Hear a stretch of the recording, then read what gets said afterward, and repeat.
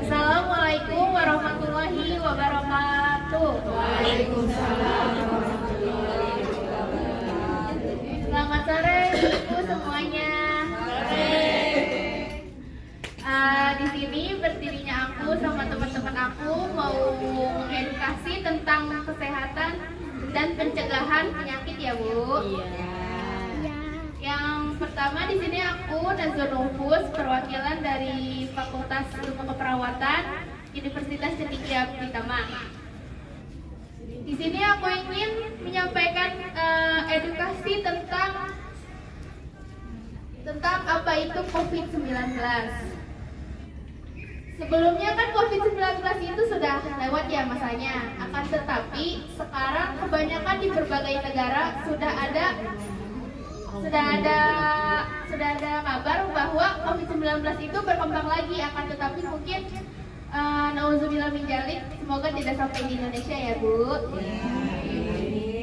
Di sini saya akan menjelaskan apa itu COVID-19. COVID-19 adalah penyakit yang menular yang disebabkan oleh virus SARS-CoV. Virus ini pertama kali muncul pada akhir tahun 2019, yaitu di Wuhan, di Cina, Tiongkok. Dengan cepat menyebar ke seluruh dunia dan menyebabkan pandemi. Biasanya COVID-19 itu tanda dan gejalanya itu ada seperti demam, batuk kering, kelelahan. Gejala yang mungkin muncul itu seperti nyeri atau tubuh, flu. Tapi kebanyakan kan COVID-19 itu menyebar dari berinteraksi dengan orang-orang.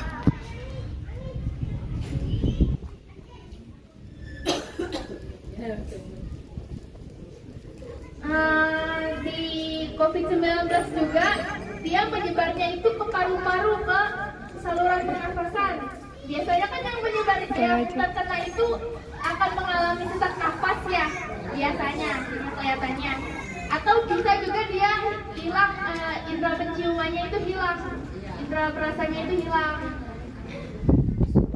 Dan dari cara penularannya itu banyak ya. Yang pertama itu ada dari percikan air liur orang, atau misalnya kita lagi ngobrol sama orang, terus kadang tuh dari ludahnya itu muncrat, misalnya muncrat ke muka kita gitu. Itu bisa jadi penularan buat COVID-19 ya.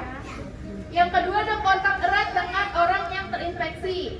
Kayak misalnya kita ngobrol nih sama seseorang, itu nggak ada jarak 1 meter. Nah, cara mencegahnya itu kita harus menjaga jarak kita terhadap orang yang terinfeksi ya, Bu. Yang ketiga itu menyentuh benda yang terkontaminasi virus. Biasanya tuh kayak menyentuh gerbang gagang pintu yang biasanya tuh banyak mengandung kuman ya. Di sini siapa aja sih yang bakal terinfeksi untuk resiko? Yang pertama itu ada lansia. Biasanya lansia itu gampang terkena penyakit kalau misalnya dia dari masa hidupnya itu tidak bisa menjaga kesehatan. Terus yang kedua, penderita penyakit kronis, misalnya seperti diabetes, hipertensi, penyakit paru-paru kronis, atau biasanya TBC. Terus yang ketiga ada orang yang dengan imunitas rendah. Biasanya orang yang imunitasnya rendah itu dia itu udah kelihatan kalau misalnya dia itu terkena COVID-19. Soalnya kalau COVID-19 itu biasanya gejalanya itu udah biasa orang tahu, kayak misalnya batuk, pilek, demam, itu tuh pasti udah pernah merasakan kan. Di sini siapa ibu-ibu yang pernah mengalami COVID-19? Ada, alhamdulillah. Mudah-mudahan selanjutnya tidak ada yang benar.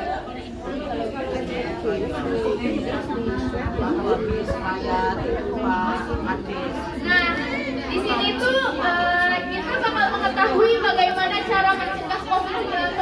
Yang pertama, menggunakan masker. Menggunakan masker ya. Jadi kalau misalnya suatu saat nauzubillah min dzalik ada COVID-19 lagi, kita harus jaga-jaga mempunyai masker, entah itu masker yang kain, masker medis, atau macam-macam masker lainnya ya. Masker yang wajib untuk menutupi hidung dengan mulut.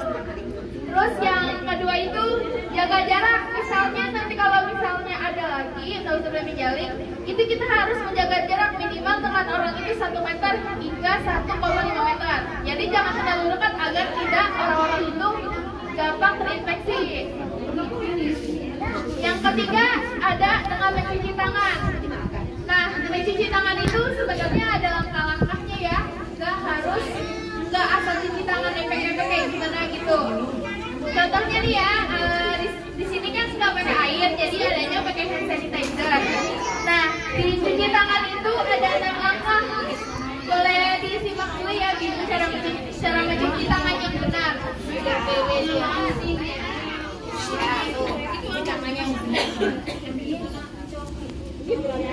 Nah, yang pertama, langkah pertama itu telapak tangan dengan telapak tangan. Terus yang kedua Tolongin Kak. Ya. Yang kedua sela-sela tangan. Yang ketiga bagian ibu jari. Terus yang keempat itu kuku. Yang kelima itu bagian mengunci. Yang keenam itu bagian seluput-seluput jari ya Bu. Apakah ibu-ibu bisa memahaminya? Sebenarnya sama aja kayak cara kita berwudu ya. Atau misalnya mencuci tangan habis makan itu sebenarnya cuci tangan itu ada langkah-langkah yang benar. Pakai sabun atau enggak pakai hand sanitizer.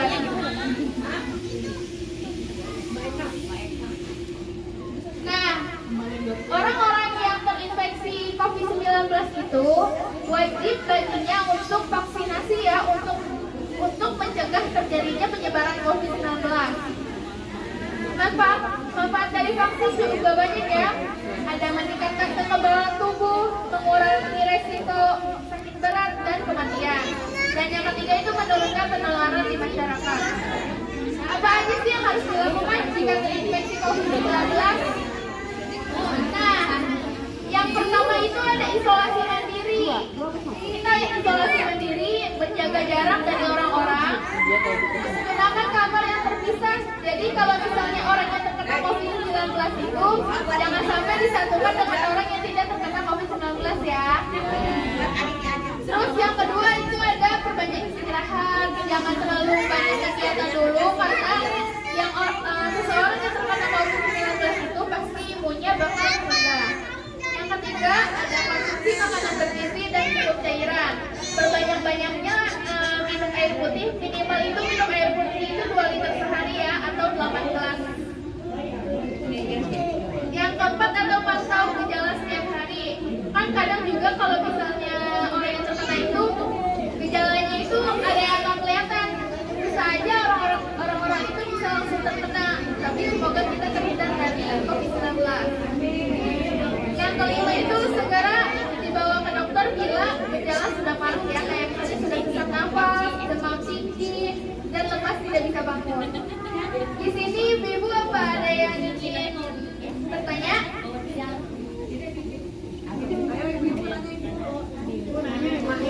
Apa yang aku sampaikan udah jelas nih ibu? Ya, mungkin itu saja yang bisa aku sampaikan. Nanti selanjutnya edukasi dari teman-teman aku yang bakal nyampain tentang edukasi tentang kesehatan dan pencegahan penyakit lainnya ya. Makasih. Assalamualaikum warahmatullahi wabarakatuh.